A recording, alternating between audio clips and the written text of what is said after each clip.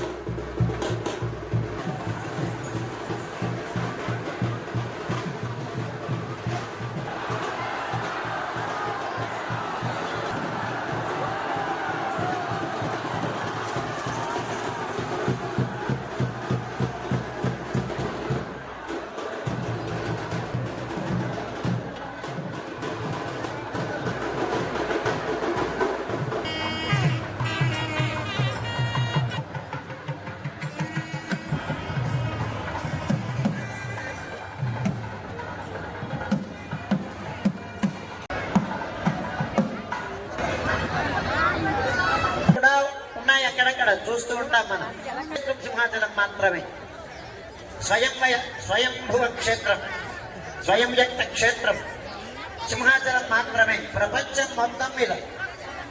అది ఇక్కడ ఉండేటువంటి విలక్షణుడిని హిరణ్యకశ్యపుడు తో నడిపించడం, పాముల చేత కనిపించడం, హరినామస్మరణ మానమని ఏనుగుల చేత దొక్కించడం, సముద్రంలో పడవేయడం, ఇలాంటివి చేశారు. మనకందరికీ తెలుసు కదా.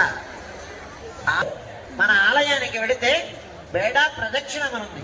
ఆ ప్రదక్షిణం చేస్తే ద్వాత్రింశత్ నారసింహ రూపాలని ఉన్నాయి ఇక్కడ. ఆ నారసింహమూర్తులని దర్శించవచ్చు మనం. 32 నృసింహ రూపాలు ఉన్నాయి.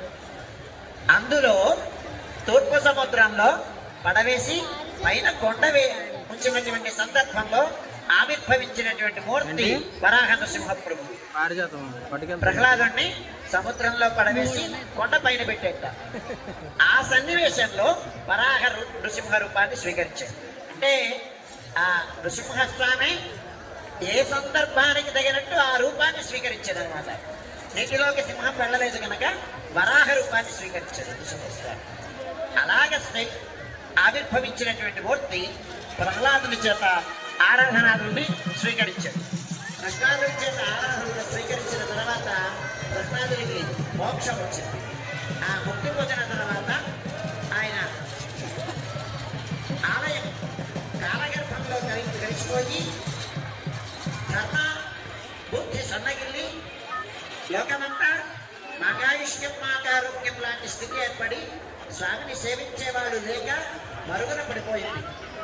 అలా మరుగున పడిపోయినటువంటి దేవర వాల్మీకాచ్ఛాదితుడయ్యాడు. పుట్టవలసిపోయింది స్వామి పైన. విహారం కోసం వచ్చేటి ఇక్కడికి. విహారానికి వస్తే గతిస్తంభనం ఏర్పడింది. గతిస్తంభనం ఏర్పడితే ఏంటా ఆ సాంకేతికమైనటువంటి లోపమా అని విచారిస్తే స్వామి సాక్షాత్కరించి స్వప్నంలో ఇక్కడ నేను వరాహ నృసింహ ప్రభువును ఉన్నాను, పశ్చిమ వాహిని గంగా ప్రవాహం ఉంది, దానికి దగ్గరలో మాలతి పూజ్యంలో నేను కప్పబడి ఉన్నాను, వాల్మీకి ఆచ్ఛాదితుడనయ్యి నన్ను శిల్ప సంపద కలిగినటువంటి ఆలయం సింహాచలం. వికాసాన్ని చింతిస్తూ ఉండేటువంటి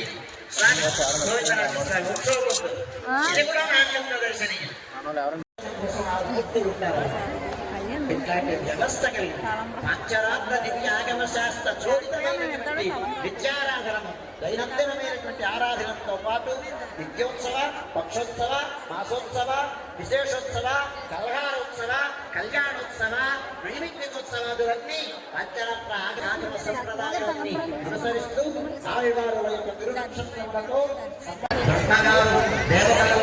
చేసినటువంటి ఉత్సవం. అట్లాంటి ఉత్సవంలో భాగస్వాములైనటువంటిది ఒడిసిపట్టి త్రికరణయ ఇక్కడ స్వామిని సేవించడానికి మనసా వాచ కర్మణ ఇంద్రియ నిగ్రహంతో స్వామి యొక్క కైంకర్యాన్ని సేవించడానికి, ఆ వైభవాన్ని సేవించడానికి తగినటువంటి మానసికమైనటువంటి వ్యవస్థ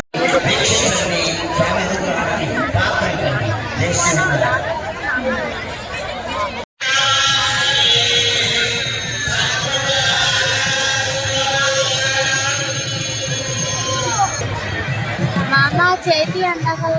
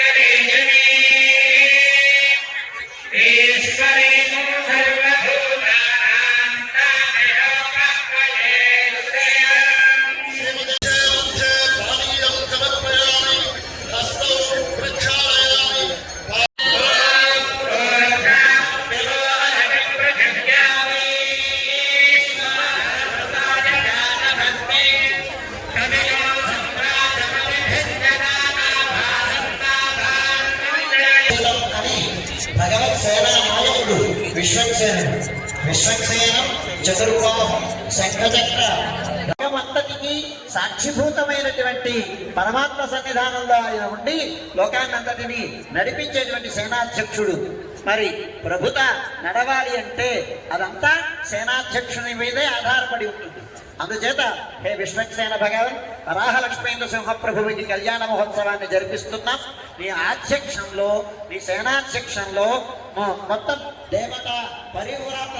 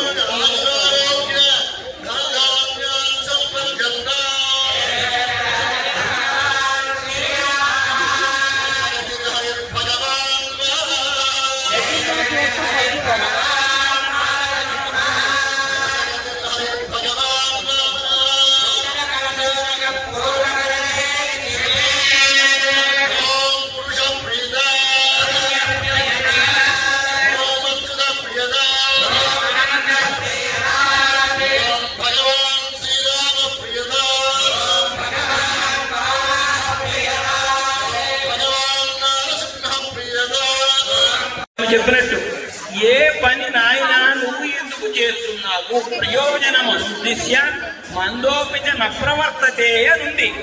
నేను ఈ పని చేయడం వలన, స్వామివారికి ఈ కైంకర్యం చేయడం వలన నాకు ఏమిటి ఫలము అనేటువంటి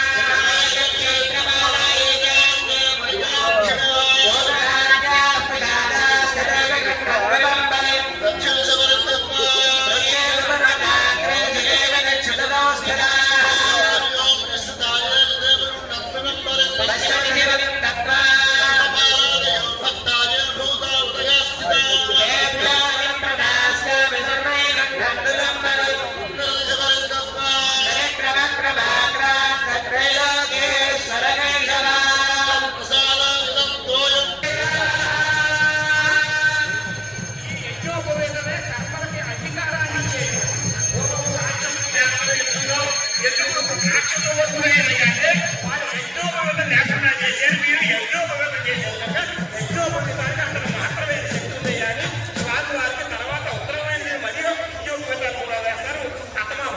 ఉన్నతమైనటువంటి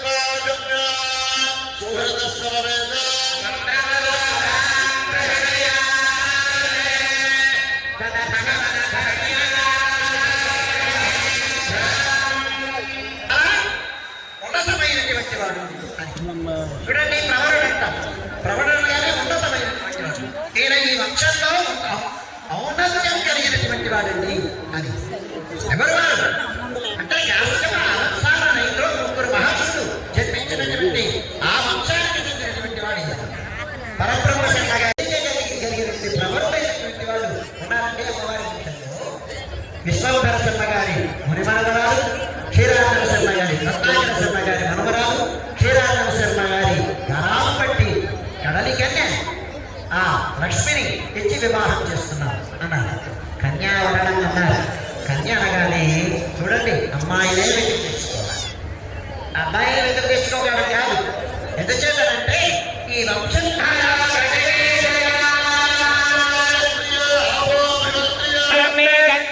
మంత్రస్నానం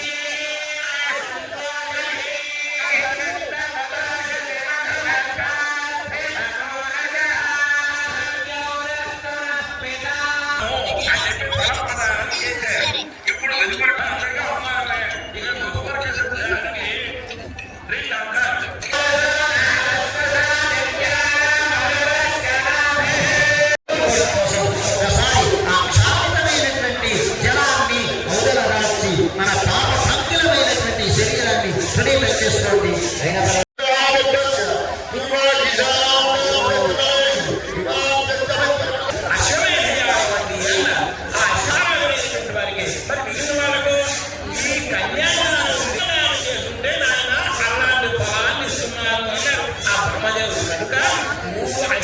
చిన్న ఇల్లు కట్టుకుంటుంటేనే ఎంతో కన్యాదానాన్ని చేసినప్పుడు రూపాయలు వారు చెప్పినటువంటి మహాసంకమైనటువంటి భూకాలం మహత్వ అహంకారం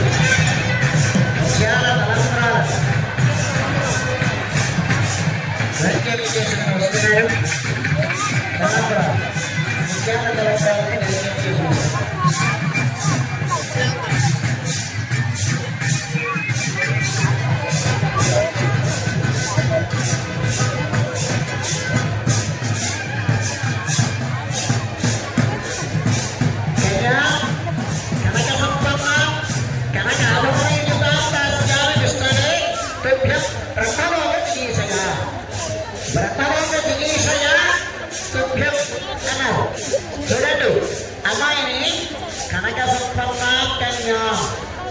చూడండి, చిన్న వయసు బంగారమైన లేకుండా కన్యాదానం చేస్తామా అంటాం. ఆనందం ప్రాశనం చేశారు, సమర్పణం చేస్తున్నారు. శతశరత్తులు దీని యొక్క ఆ భావన, ఆ ప్రీతి, దాని ఉంటుంది. ఆయనే హిరణ్యుడు సార్, ఆయన శ్యామ సుందరరావు. అప్పుడు గజాలోమారసి పాంచజన్య దైవతి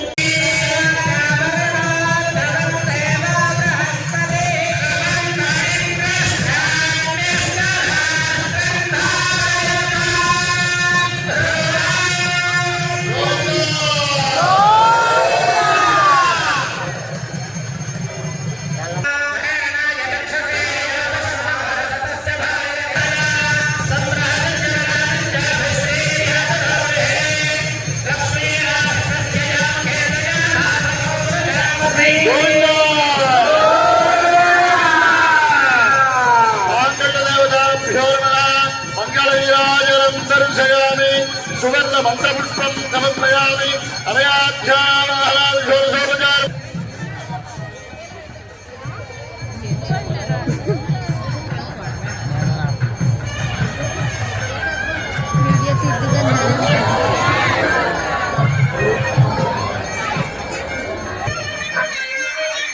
मीडिया गोविंदा गोविंदा